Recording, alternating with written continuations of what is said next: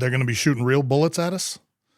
This was a line from a film guy when we were filming Act of Valor. When we made that movie, one of the scenes was a rescue scene. So this CIA operative had been captured. She's taken to this jungle compound.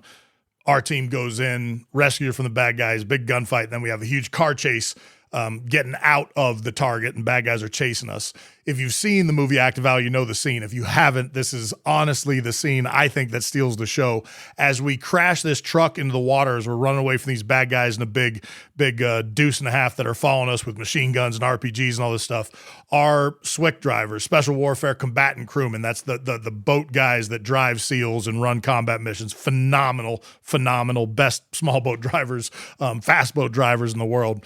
They come ripping around the corner and start lighting off with miniguns, which is like a real gun that looks like a laser gun, chopping holes up in this truck that's chasing us. And what a lot of people don't know from that scene, you'll see bullets skipping off the water. It was live fire. The scenes from the cameras with that Bronco or the car that chased us getting all shot up is all real bullets ripping through that truck. We were on a military base. We told the film company, hey, we can go live fire if you want. And they're like, I don't think we've ever done that before, but let's ruin a couple cameras.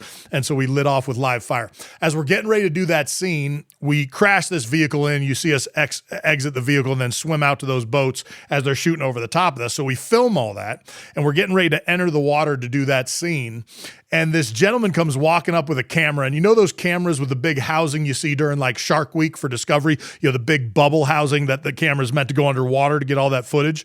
Well, he's got a camera like that. He's not a young man. I'd say he's probably in his 60s, totally, you know, fit and ready to go. But like he's sitting there holding this camera, and he kind of comes up to next to me, and he's like, hey, you're in charge. And I was like, well, I'm in charge of this crew. And he said, so I'm going to be in the water filming the footage so we kind of get the in the water perspective of what this feels like and looks like. So I'll be with you. I said, great, sounds good. He said, can I ask you a question? I was like, of course. He said, so they're going to be shooting real bullets at us? I said, well, not at us, above us. And he said, you guys are okay with that? And I was like, they haven't hit us yet. We'll see what happens.